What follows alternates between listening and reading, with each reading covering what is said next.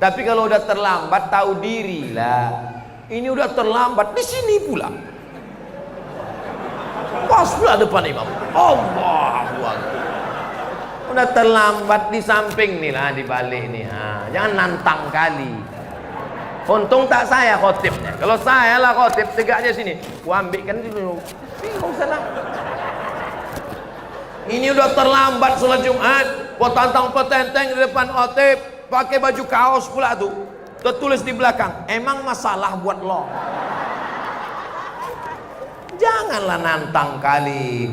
Sadar diri, tahu diuntung lah. Udah terlambat naiklah ke atas. Tapi bukan berarti ibu yang di atas ini terlambat semua. Iya kan, Bu? Iya, kata ibu.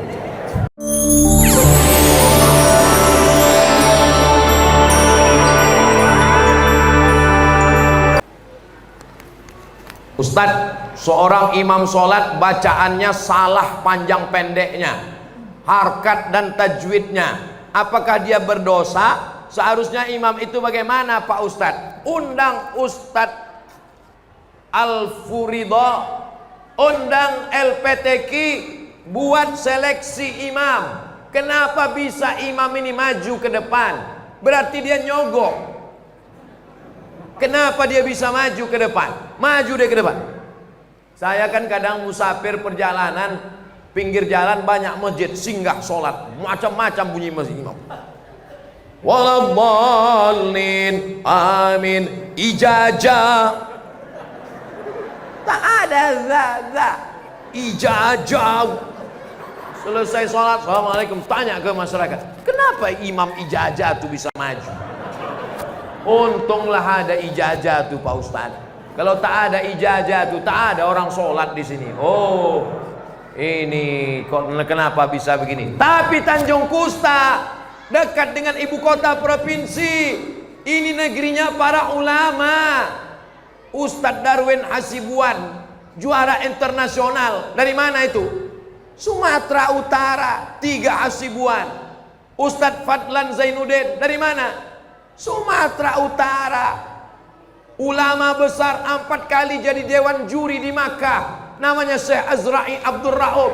Saya belajar ke rumah dia di pinggir Sungai Deli. Dari tahun 90 ke 93. Dari Sumatera Utara. Sumatera Utara ini negerinya para ulama. Jadi kalau ada orang panjang pendek tak betul, tajwid tak betul, kok bisa dia jadi imam? Yang lalu apa boleh buat, tak bisa diulang balik. Akan datang kita perbaiki, diadakan fit and proper test. Bangunannya sudah bagus, tinggal lagi.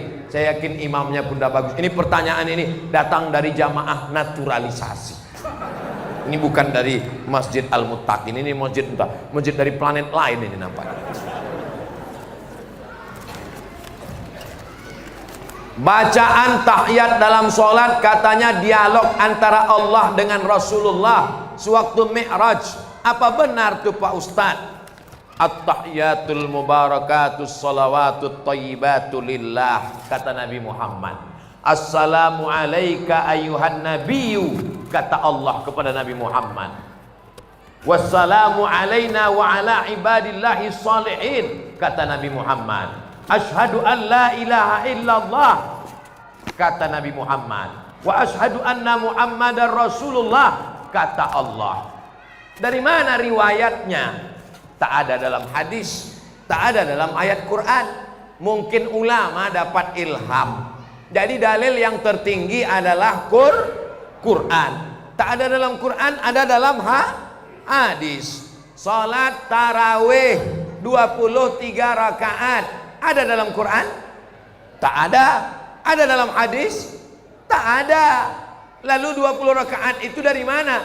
Riwayat dari Umar bin Khattab. Dikumpulkannya jamaah, diangkatnya seorang imam namanya Ubay bin Ka'ab, 20 rakaat tambah witir 3. Kata Umar, nikmatil bid'atu hazihi, sebaik-baik bid'ah adalah ini. Itulah dalil bid'ah hasanah. Karena kalau tak ada bid'ah hasanah, 23 rakaat itu bid'ah, tapi yang melakukannya sahabat. Kalau tidak bid'ah hasanah, berarti sahabat masuk neraka karena melakukan perbuatan bid'ah. Tak nangkap saya Pak Ustadz. Memang kalau lapar susah nangkap.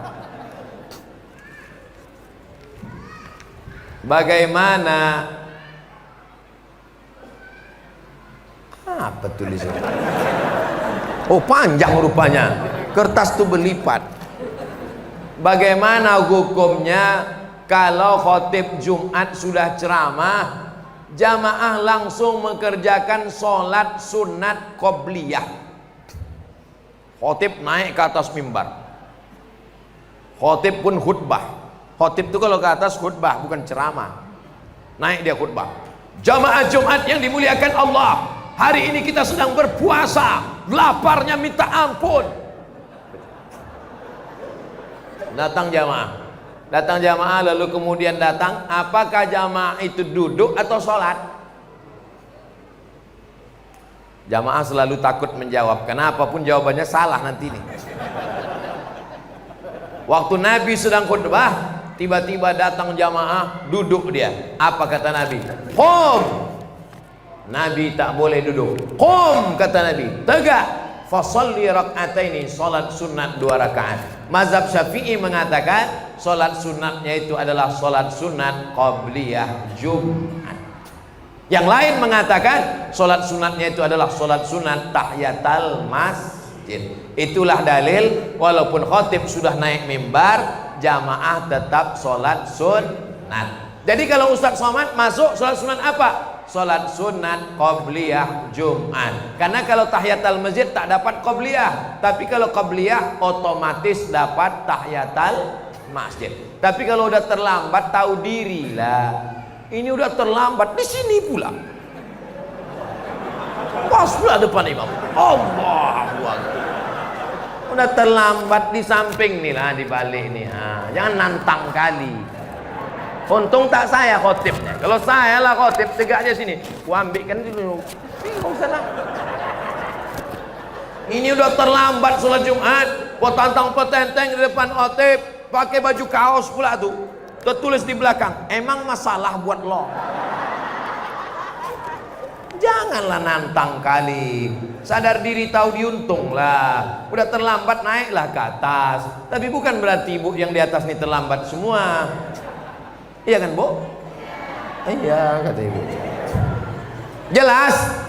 Nanti kalau terlambat duduk atau sholat sunat? Sholat sunat qabliyah Jumat. Mazhab Syafi'i ada qabliyah Jumat. Mazhab Hambali, Hanafi, Maliki tak ada qabliyah Jumat. Bagaimana? Tak habis-habis ini.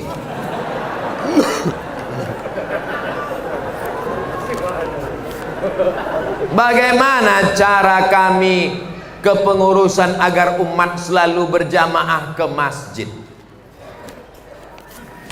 Semalam saya jumpa dengan Pak Camat sama Pak Wabub. Kata Pak Camat itu, dia mengurus masjid. Jamaah di tempat saya ramai Pak Ustadz. Gimana caranya Pak Camat? Kami umumkan, jamaah yang tak mau ke masjid, jenazahnya tak boleh masuk masjid. Buat di luar nanti ya, besar-besar. Jamaah yang tak ke masjid, jenazah kalian mandi sendiri, pakai kapan sendiri, berjalanlah sendiri ke liang lahat. Insya Allah ramai nanti yang datang. Coba aja jurusnya. Kenapa saudara-saudara tetangga kita itu ramai tempat ibadahnya? Karena mereka itu kalau tidak datang jemaat maka tidak diurus jenazahnya. Beda sama kita ada fardu kifayah. Kalau tak diurus, satu kampung nih berdosa semuanya. Akhirnya gara-gara ini umat Islam ini tak peduli ke masjid. Ditanya sama bininya, abang tak ke masjid, nanti jenazah abang busuk tak diurus. Diurus orang tu juga, nanti ada juga yang diurusnya. Takut orang tu. Fardu kifayah, tenang aja. Tak usahlah kau takut kali sama ceramah Ustaz Somad tu. Ada yang orang tu ngurus tu. Gara-gara fardu kifayah itulah orang tu akhirnya dibawa jenazahnya ke masjid. Padahal dulu ngejek-ngejek imam, ngejek-ngejek orang Masjid Al-Muttaqin Tanjung Kusta. Hayyalah sholat. Apa kata dia? Kalian aja duluan lah. Pas mati dibawa juga jenazahnya kemari. Apa kata imam tegak di belakang? Tolong masukkan jenazahnya. Masuk. Tak sampai hati juga Pak Imam, masukkan jenazah. Selama ini tak mau di belakang imam, sombong. Akhirnya di mana? Diletakkan di depan imam. Selama ini imam cuman sekali takbir, Allahu Akbar. Khusus untuk dia nih 4 kali takbir. Allahu Akbar, Al-Fatihah. Allahu Akbar, sholawat. Allahu Akbar, doa pertama. Allahu Akbar, doa kedua. Assalamualaikum warahmatullah. Pak Imam, kok cepat kali doanya? Khusus untuk dia diskon.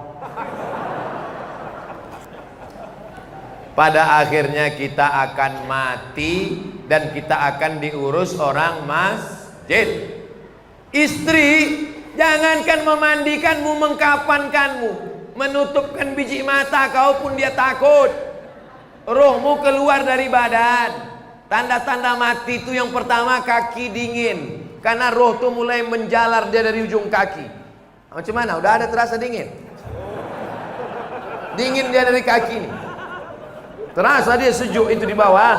Naik dia ke lutut, naik dia ke paha, naik dia ke pinggang, naik terasa. Ini kita kalau tidur, tulang belakang ini melengkung. Kalau kita mati, tulang belakang ini lengket ke bawah, turun ini tulang belakang ini tak begini lagi, lengket ke bawah. Maka nanti kalau ada bapak nih tak sembahyang, Bu, tidur dia arah salah. Kalau udah turun ke bawah, udah gol itu udah. Rasa bawah gitu. Ah bang, udah selesai kok bang. Nah, dingin dia terasa.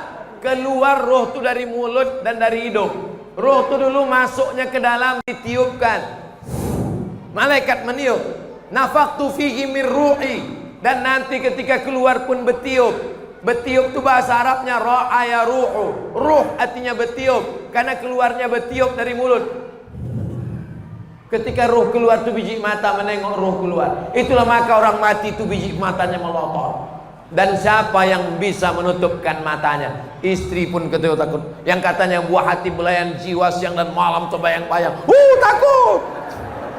Datang dia ke Masjid Al-Muttaqin. Pak Imam, tolong datang ke rumah Pak Imam. Kenapa? Lakiku biji matanya tak tutup-tutup. Imam yang kau sepelekan, yang kau ejek itu dululah yang memejamkan matamu. Inna lillahi wa inna ilaihi raji'un. Jangan sombong. Yang kaya jangan sombong, karena akan mati. Orang kaya mati, orang miskin lebih cepat.